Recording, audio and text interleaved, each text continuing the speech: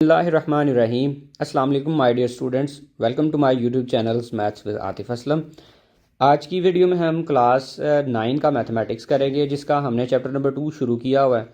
Chapter number 2 की हम जो है वो exercise number 2 review exercise number 2 करेंगे। फर्स्ट वाला जो हमारा इस एक्सरसाइज का क्वेश्चन है ये ऑप्शन पिक करने पे है कि जो भी इनमें से करेक्ट ऑप्शन होगा उसको हमने सर्कल करना होगा। तो टाइम ज़ाया किए हम फर्स्ट एमसीक्यूज़ की तरफ बढ़ते हैं।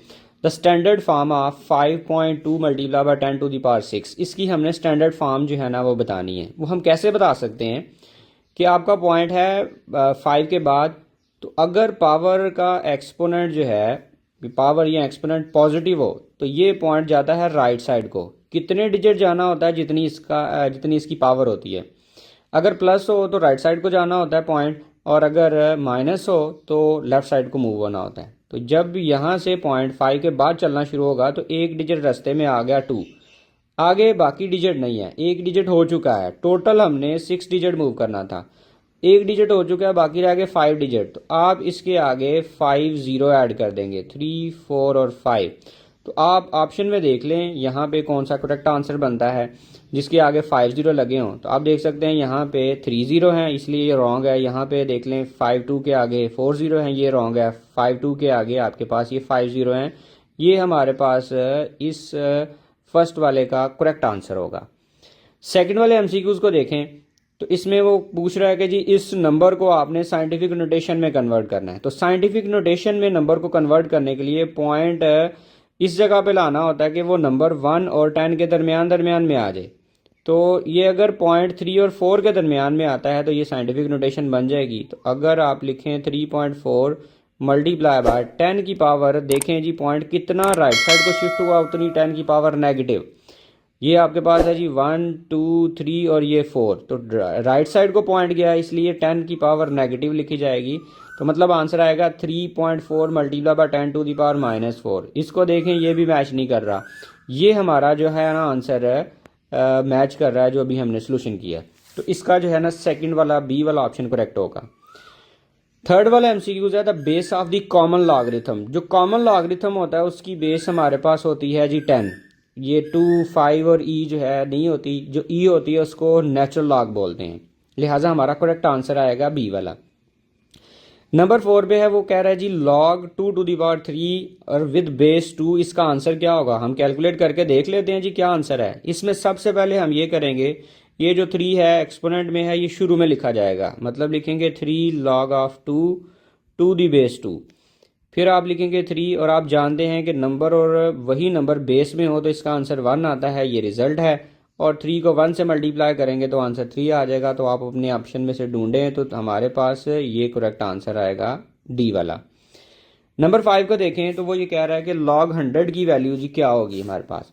तो log 100 की वैल्यू, अगर दो तरीके हैं इसको करने के, एक आप डायरेक्ट कैलकुलेटर पे लिखें आपको आंसर मिलेगा। दूसरा तरीका ये है कि आप इसको यूं लिखें, log ऑफ 100 को लिख सकते हैं 10 पावर 2, और ये पावर जो है ना बिल्कुल स्टार्ट पे लिखी जाएगी। तो 2 log ऑफ 10, और log की यहाँ पे गौर करें बेस मेंशन नहीं है, और अगर बेस मेंशन ना हो तो उसकी बेस 10 होती है। तो नंबर और बेस सेम हो तो इसका आंसर 1 आता है। तो 2 इंटू 1, 2 को 1 से मल्टीप्लाई करेंगे तो आंसर 2 आ जाएगा। एक तरीका यह है कि इसको थोड़ा सिंप्लीफाई कर लिया जाए, दूसरा तरीका यह है कि log 10 को आप जब कैलकुलेटर पे लिखेंगे तो आंसर आपको 2 मिल जाएगा।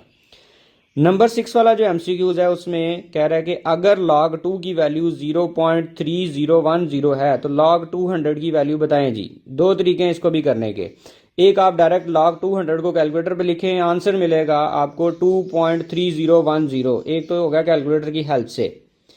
दूसरा तरीका यह है कि आप इसका करेक्टरिस्टिक्स देखें कितना है। 200 का log 200 का जब हम करेक्टरिस्टिक्स देखेंगे तो पॉइंट यहाँ पे है, पॉइंट आएगा ये 2 और 0 के दरमियान में, इसके दरमियान में आ रहे हैं 2 डिजिट, इसलिए इसका करेक्टरिस्टिक्स होगा 2, और मंटीसा जो 2 का है वही 200 का होगा, लिहाजा इसका करेक्ट आंसर आएगा 2.3010।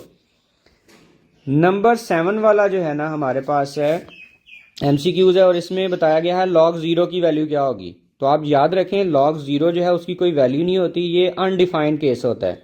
तो log 0 अनडिफाइन आएगा। नंबर 8 जो है वो है log 10 10,000 वैल्यू दी हुई है। तो आप देख सकते हैं, इसको भी हम लिख सकते हैं, इसको भी दो तरीकों से कर सकते हैं। आप डायरेक्ट log 10,000 के लिखें, आंसर आपको मिलेगा 4। और दूसरा तरीका आप ये कर सकते हैं, log 10,000 को लिख सकते हैं 10 टू द पावर 4, और इसी तरह से 4 स्टार्ट पे आएगा और बाकी हमारे पास आ गया जी log 10। log 10 की वैल्यू होगी 1 और 4 को आप 1 से मल्टीप्लाई करेंगे तो आंसर 4 आ जाएगा। नंबर 9 वाला एमसीक्यू है log of 5 plus log of 3। तो आप गौर करें, ये दोनों प्लस हो रहे हैं और बेसिस सेम है, तो अगर log प्लस हो रहे हो तो वो मल्टीप्लाई में कन्वर्ट हो जाते हैं। तो हम लिख सकते हैं log 5 मल्टीप्लाई बाय 3। तो 3 जब 5 से मल्टीप्लाई होगा तो आंसर मिलेगा हमें 15। तो आपके पास ये जो डी वाला ऑप्शन है ये करेक्ट होगा। नंबर 10 पे जो एमसीक्यूज है इसकी हमने सिर्फ लॉगरिथमिक फॉर्म बनानी है। लॉगरिथमिक फॉर्म बनाने के लिए यहाँ पे जो लेफ्ट साइड पे बेस आ रही है वो है 3, वो 3 जाएगी उधर और वो बनेगी लॉग की बेस। मतलब इसको, इस चीज़ को हम यूँ लिखेंगे, 4 इधर आ जाएगा और ये जो 3 है ये उस साइड पे शिफ्ट होगा और उधर जाके लॉग की बेस बनेगा। लॉग की बेस में यहाँ पे लिखा जाएगा 3 और जो 81 है वो ये नंबर के तौर पे लिखा जाएगा। तो ये देख लें कहाँ पे करेक्ट है।